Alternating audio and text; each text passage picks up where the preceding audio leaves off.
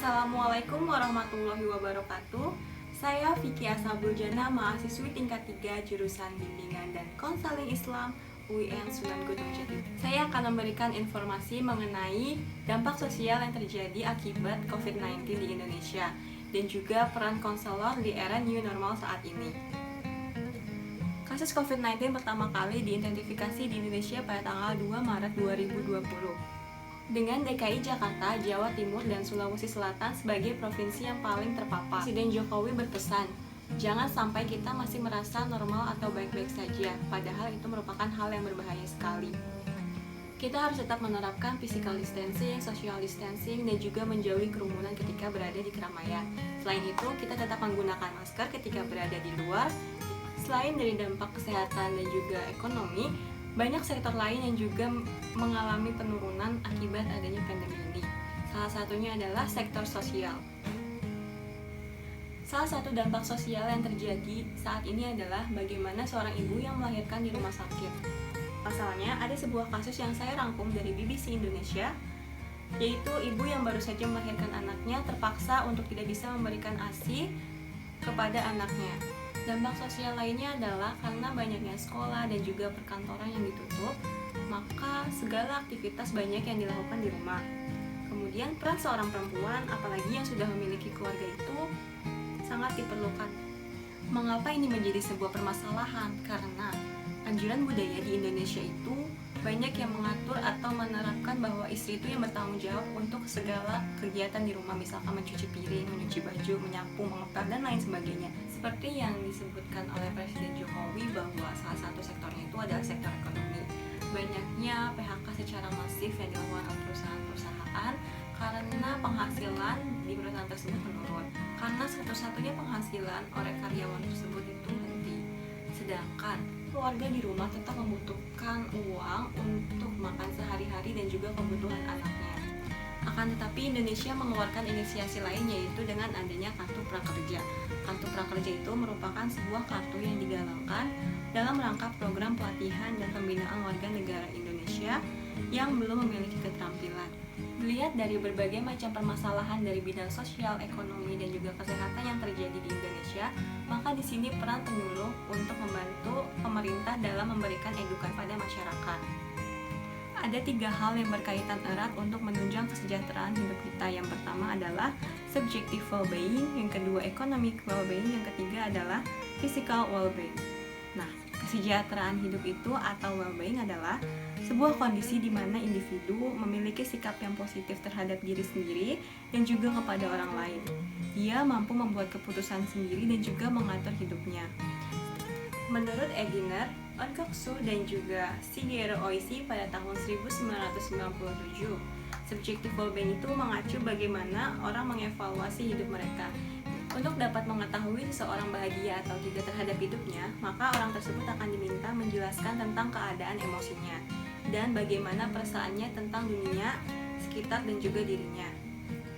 Di era new normal saat ini, itu masyarakat sangat dibutuhkan untuk mampu mengontrol emosi pikirannya sendiri. Karena ketika berada di rumah atau saat PSBB kemarin, dan jika kita tidak mampu mengontrol atau mengendalikan pikiran kita untuk tetap berpikiran secara positif, akan memberikan dampak negatif juga terhadap tubuh. Yang kedua itu merupakan economic well-being. Pengertiannya itu bagaimana seorang memiliki pengelolaan uang yang baik untuk dirinya, baik saat ini ataupun di masa depan, atau mengelola keuangannya untuk tetap bertambah, tidak hanya ditabung. Kemudian yang ketiga, menurut Riff pada tahun 1989, physical well-being adalah suatu kondisi seseorang yang bukan hanya terbebas dari tekanan atau masalah mental saja, tetapi lebih dari itu, yaitu kondisi seseorang yang mempunyai kemampuan untuk menerima dirinya sendiri. Itulah 3 hal yang akan menunjang kesejahteraan hidup kita. Dari yang pertama yaitu subjective well-being, bagaimana kita mengenal diri kita dan juga mengelola emosi kita. Yang kedua, economical well-being, bagaimana cara kita mengelola keuangan baik untuk saat ini dan di masa depan. Yang ketiga itu physical well-being, artinya kita mengerti atau mengetahui tujuan hidup kita itu seperti apa selain dari segi mentalnya. Maka dari itu, peran konselor adalah membantu seseorang untuk menemukan ketiga faktor yang menunjang kesejahteraan hidup mereka. Beberapa alternatif intervensi yang bisa diberikan konselor kepada konselor dengan cara virtual atau e-counseling. Karena pada saat ini tentu saja kita tidak bisa bertatap muka secara langsung. Seorang itu memerlukan tempat untuk mengeluarkan keluh kesah yang terjadi di hidupnya. Konselor diharapkan mampu mengurangi masalah yang terjadi dalam hidup klien, atau dengan cara membantunya menemukan inti permasalahan dan jalan keluarnya. Kita sebagai konselor makanya harus mampu memiliki pengetahuan yang luas atau memahami multidisiplin. Disiplin ilmu itu dianggap sebagai salah satu ilmu yang mampu menangani kompleksitas masalah global yang terjadi saat ini. Contohnya itu kayak salah satunya itu mengampanyekan masalah saling tolong-menolong. Saling tolong-menolong yang diterapkan pada masa COVID-19 ini adalah dengan banyaknya membuka open donation. Mereka berinisiatif untuk membantu para petugas medis dengan memberikan APBD dan juga membantu tim medis di daerah pelosok lainnya kan yang tidak terjamah oleh pemerintah tentunya, atau dana dari pemerintah itu kurang untuk membantu dokter-dokter yang menangani pasien COVID-19. Ada satu hal yang sangat perlu diperhatikan oleh masyarakat di seluruh dunia, sepertinya di Indonesia. Kita harus mengurangi stigma negatif terhadap pasien yang sudah terpapar COVID-19. Kita tetap menjaga diri atau menjaga jarak dari korban tersebut, akan tetapi jangan sampai kita mengutarakan persoalan atau pikiran kita yang menganggap bahwa COVID-19 itu berbahaya, sehingga menyebabkan pasien mengalami emosional yang turun sehingga memperlambat proses penyembuhannya.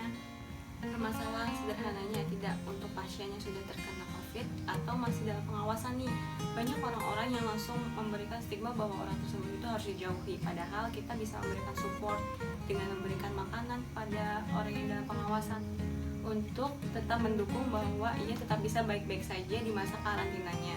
Banyak menghabiskan waktu di rumah pada saat ini karena perkuliahan dilakukan secara online.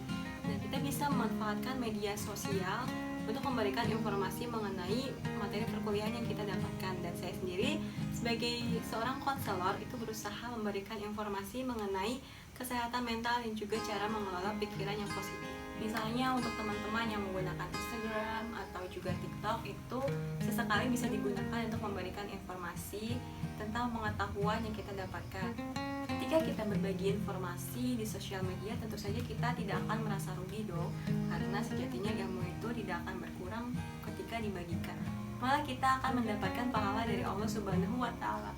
Bagi orang-orang yang tidak bisa berdiam diri di rumah karena untuk menyambung hidup, dan juga mereka yang tidak nyaman merasa di rumah karena keluarganya tidak utuh atau broken home. Kita harus memberikan alternatif lain bagaimana seorang anak broken home itu untuk bisa tetap tinggal di rumah tanpa merasa tersakiti, dan juga orang yang tetap keluar di rumah itu tetap terjaga kesehatannya.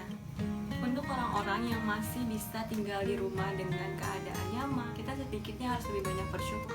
Dan ketika teman-teman semua merasa jenuh terlalu lama beraktivitas di rumah, kita bisa mengalihkannya dengan kegiatan lain, mencari hobi yang kita tidak pernah ketahui sebelumnya, seperti belajar bahasa baru, membaca buku, berolahraga, bercocok tanam, menyulam, dan lain sebagainya. Hal tersebut dilakukan untuk mengalihkan emosi negatif.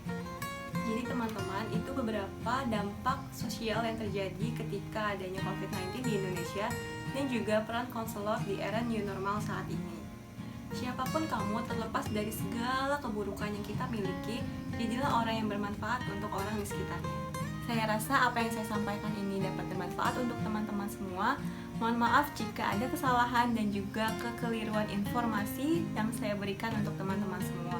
Semoga teman-teman selalu dalam keadaan baik-baik saja dan senantiasa dalam lindungan Allah Subhanahu wa Ta'ala.